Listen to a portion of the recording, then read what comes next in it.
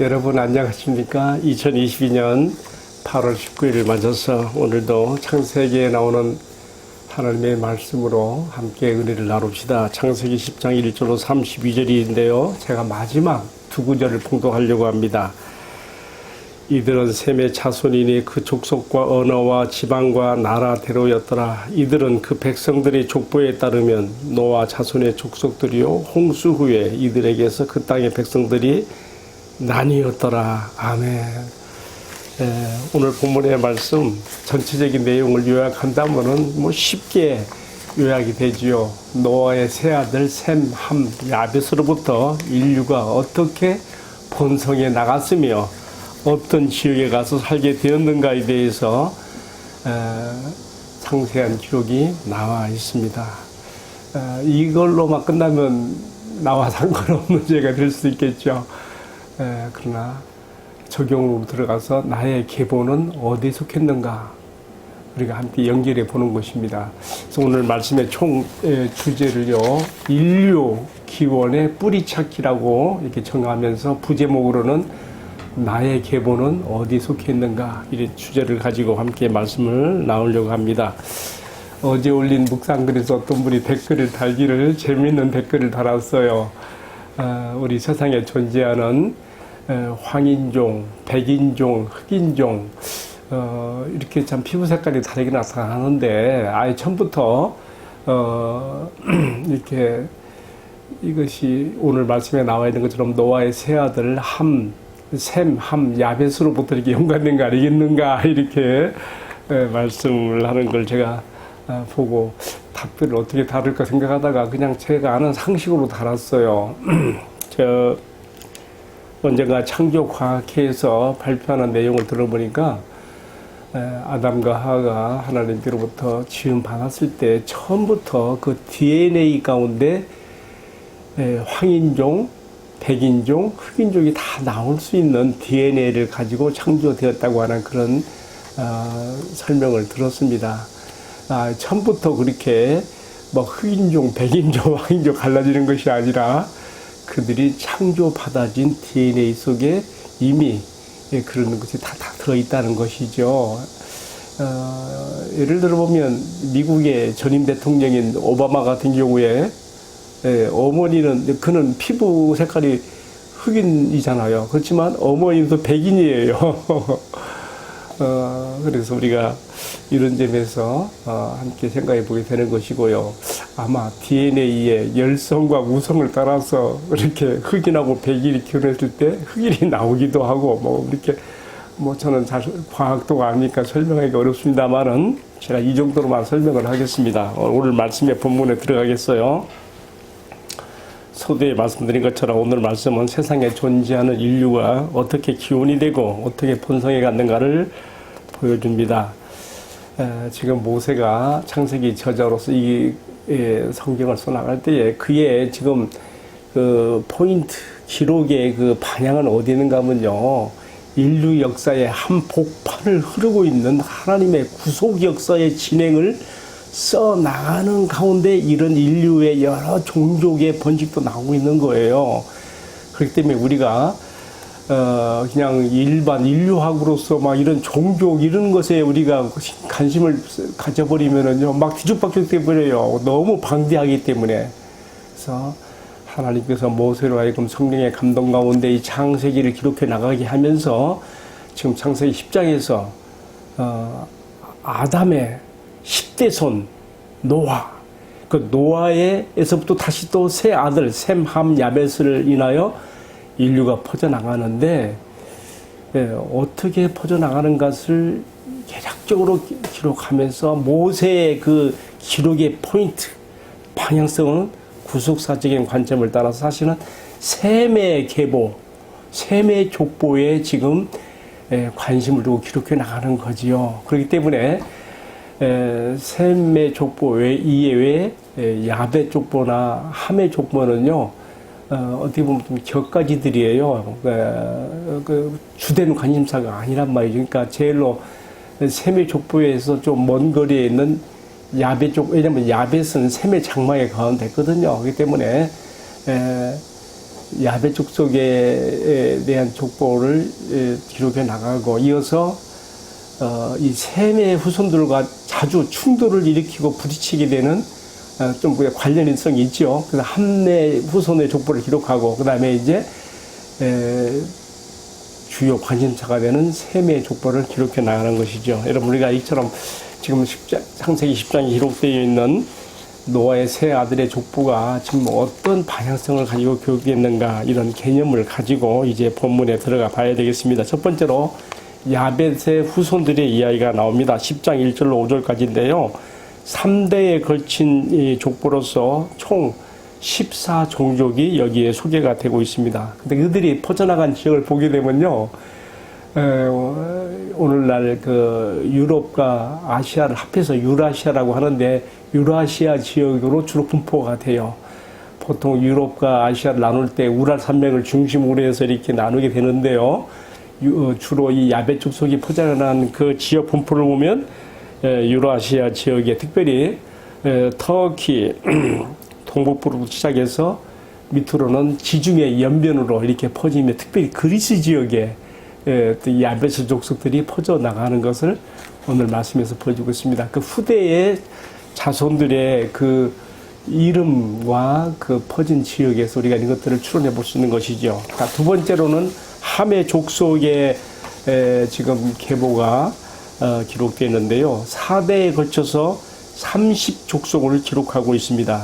주로 이들이 퍼져나간 지역은요, 애굽 남쪽으로는 아프리카 북부, 애굽, 오늘 하면 애굽, 이디오피아, 리비아 이런 지역이에요. 애굽 북부 지역, 그리고 아라비아와 메소포타미아 남부 지역에 이 함의 족속들이 퍼지게 됩니다.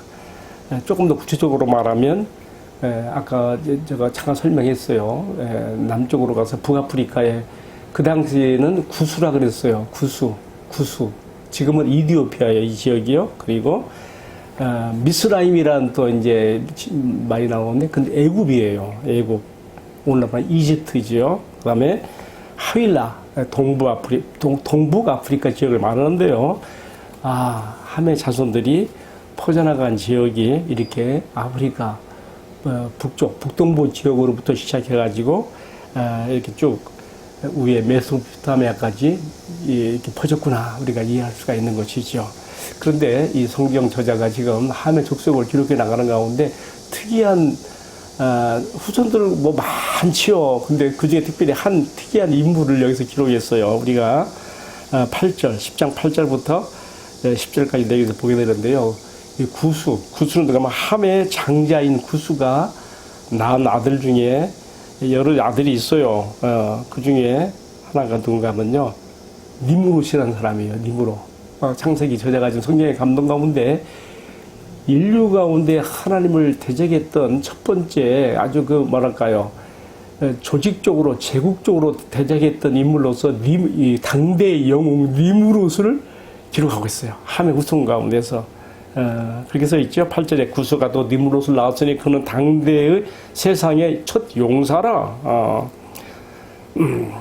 근데 그 사람의 나라는 10절에 그의 나라는 신할 땅의 바벨과 에렉과 아깝과 칼레에서 시작되었으며 그 땅에서 아수르로 나아가 니느웨와 로보들과 칼라와 쭉 이런 막 여러 성들을 건설하면서 큰 성읍의 제국을 건설했다는 얘기가 나와요. 그렇게 이 니무롯이라는 사람의 그 이름의 뜻이요, 대적자, 반역자라는 뜻을 가지고 있는데 이미 홍수 이후에 또다시 인간 속에서 일어나는 그 죄악의 분출이 하나님께 향하여 특별히 니무롯이라는 사람을 통해서 어떻게 드러났는가, 이 점을 부각시키는 것으로 이해를 해보게 됩니다. 또 한 가지는요, 함의 막내 아들이 가나안인데요. 여기서도 11족속이 나와요. 근데 그 11족속의 이름을 보게 되면요, 시돈, 헷, 여부스, 아모리, 히위, 다 이름들이 다 여러분 어디 나옵니까? 가나안 7족들이거든요. 나중에 이스라엘이 이제 출애굽하여 강야를 지나서 가나안 들어갈 때에 부딪히게 되는, 접전하여 싸우게 되는 종족이 바로 함의 막내 아들 가나안에서 나오는 족속들이란 말이죠. 가나안이라는 이름이 이미 여기서부터 나오고 있는 거예요. 물론 우리가 이제 이스라엘이 사사시대와 왕국시대로 이렇게 들어가지게 되면 가나안 7족을 물론이고 더 치열하게 충돌하는 그 종족이 블레셋인데, 블레셋은 본래 가나안족이 아니에요. 이 종족들은요, 본래 제가 판단하기엔 그래야 야베 쪽이에요. 그래서 지중해 바다에 크레티 섬에서 어떤 여유인지 모르지만 그들이 밀려서 민족 대이동을 하게 돼. 해양 민족이에요. 그들이 상륙하는 곳이 바로 시돈과 두로 지방이란 말이죠. 팔레스틴의 시돈, 두로. 거기서 막 그 자신들의 세력을 확장해가지고 밑에 가사까지 막 이어지는 거죠. 블레셋 지역이 또 굉장히 크게 차지하지 않습니까? 그래서 계속해서 이스라엘과 이제 막 충돌하는 역사가 비롯되는데, 우리가 여기서 구별할 필요가 있는 거예요. 본래 가나안족은 아니고 야베 쪽 가운데서 이렇게 블레셋 족속이 이렇게 등장한다는 것도 참고로 우리가 기억할 필요가 있습니다. 자, 이제 우리가 오늘 이제 이어서 가장 중요하게 생각하는 셈의 족보에 대해서 한번 생각해 봐야 됩니다.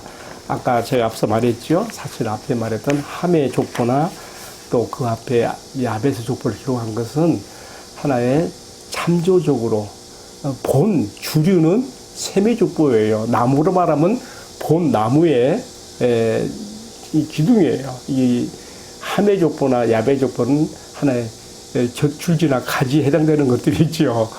이 셈의 족보에 지금 이 창세기 저자가 주목해서 지금 기록을 남기고 있습니다. 근데 보게 되면요, 다른 그 앞에 야벳은 3대까지 기록했고요. 그 다음에 함 같은 경우에는 제가 아까 설명할 때 4대까지 기록했다 그랬죠. 4대까지 30족. 근데 지금 셈 족보 같은 경우에는요, 6대에 걸쳐서 기록하면서 26족속이 거기서 나와요.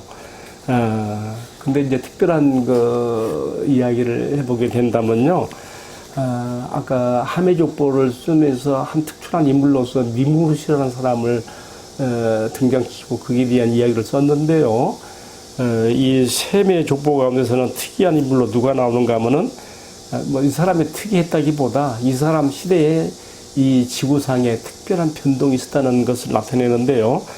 셈의 세 번째 아들 아르박삿, 그 다음에 또 거기서 또 셀라가 나오고 거기서 에벨이 나와요. 에벨.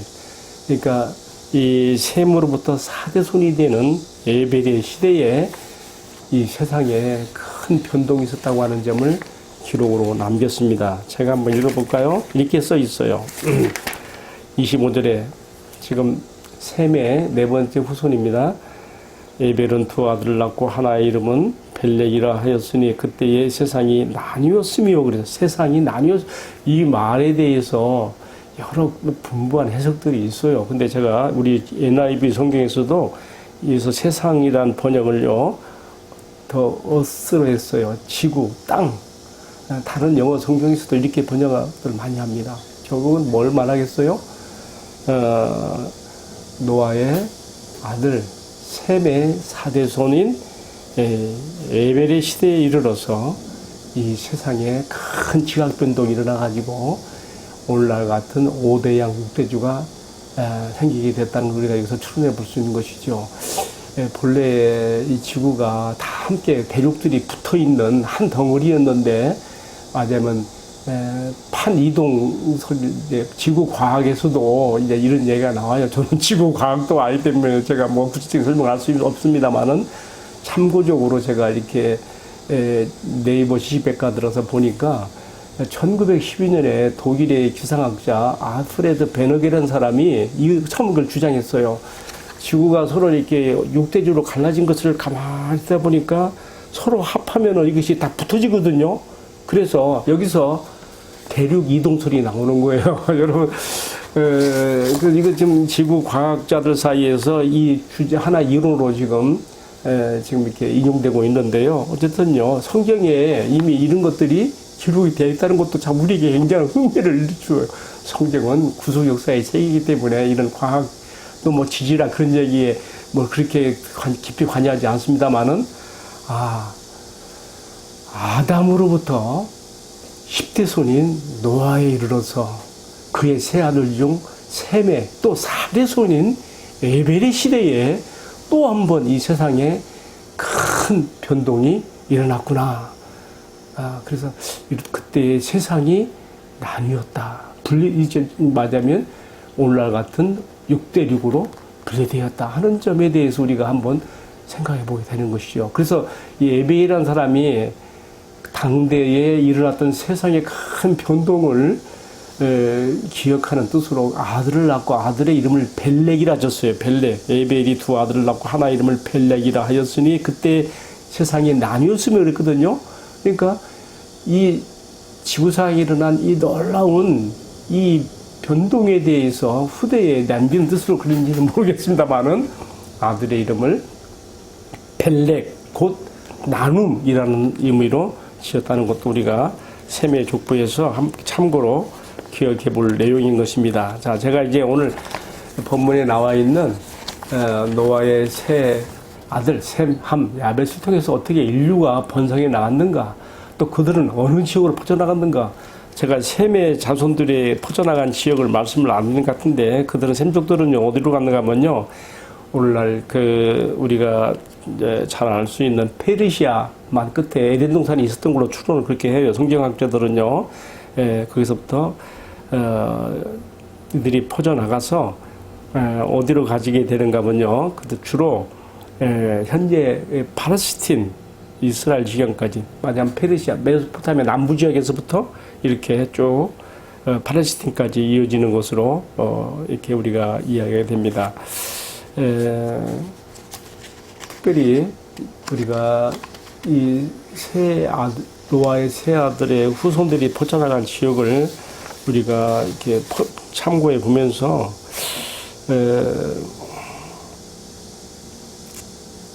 하나 관심을 가지게 되는 것은요, 왜 하나님께서 셈 족속의 후손들을 특별히 이렇게 에덴 동산이 발원되었던 유프라티스강, 페르시아만 그쪽에서부터 시작해가지고 팔레스틴 현재의 이스라엘 지역으로 이렇게 되게 했을까 생각을 해봐요. 그것은요, 제 견해는 그렇습니다. 우리 인체의 중심이 어디예요? 배꼽 아니에요, 배꼽. 마찬가지로 지금 노아의 세 아들 셈, 함, 야벳의 후손들이 퍼져나간 지역이요, 함께 맞물려서 젖병을 이루는 곳이 어딘가 하면 바로 팔레스틴이에요. 야벳 족속, 함 족속, 그리고 셈 족속의 후손들이 바로 이 지금 현재 이스라엘 팔레스틴 땅을 중심으로 해서 다 젖병을 이루고 있다는 말이죠. 그 해양 지중해를 통해서도 젖병을 이루고 있는가 하면 용로를 통해서도 젖병을 이룹니다. 하나님께서 장차 인류를 구속하게 되는 하나님의 구원 계시를 나타나게 하실 자기 백성 이스라엘의 그러한 터전으로서 이 팔레스틴 이스라엘 쪽에 셈 족속이 퍼져나가 살게 했다는 것에 대해서 하나 중요한 관심을 갖게 되고요. 또 이 팔레스틴 이 지역의 장차 주인공으로 등장하게 될 셈족의 한 후손 누구예요? 아브라함. 아브라함과 그의 가족과 그의 생애를 통해 펼쳐나가게 되는 후대 이스라엘 역사가 바로 이 팔레스틴에서도 되어지는데요. 바로 이 점을 위해서 원래 아브라함의 고향은 어디예요? 갈대아 우르죠. 유프라데스 티그리스 강이 그 함께 합류되어지는 그 페르시아만 북쪽 거기서부터 시작해가지고 여호와 하나님의 부르심을 받아가지고 그가 갈대아 우르를 떠나죠. 그래서 우리가 아는 것처럼 유프라데스 강 유역을 향해서 이 목초지대 푸른 초승달 반월지대라고도 하는데 이렇게 그 지역을 따라 쭉 이동해가지고 하란에 가서 아버지 데라가 죽기까지 있다가 아버지 데라가 죽은 다음에 그래서 지금 팔레스틴으로 들어오지 않습니까? 하나님께서 그를 갈대아 우르에서 불러서 바로 장차 하나님의 구속 역사의 무대가 될 팔레스틴 후에 이스라엘의 이 지경으로 들어오게 하셨구나.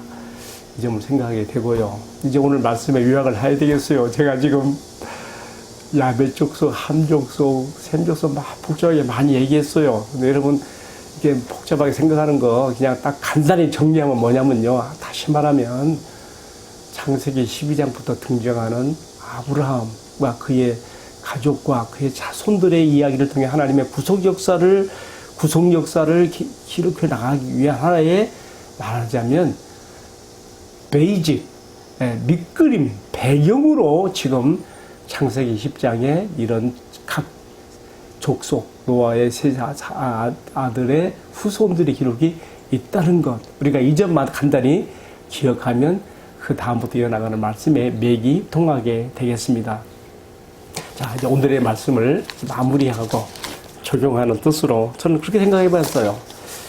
오늘 본문의 말씀에 야벳, 함, 셈의 후손들의 기록이 뭐 정확하게 많이 기록이 되었는데 결국은 아브라함을 등장시키기 위한, 그가 속한 셈 족속, 셈의 계보를 드러내기 위해서 이 계보들이 소개됐다는 것과, 그 다음에 결국은 이것이 아브라함의 10대손 노아의 10대손인 아브라함으로 이어지게 하기 위해서, 그리고 결국은 이게 아브라함의 후손으로 오시는 우리 주님 예수 그리스도에게까지 연결되기 위한 하나의 베이직으로, 밑그림으로 이런 모든 말씀의 기록들이 들어가 있다는 것을 우리가 참고하면 좋겠습니다. 오늘 나하고 적용해 본다면 어떻게 하면 좋을까요?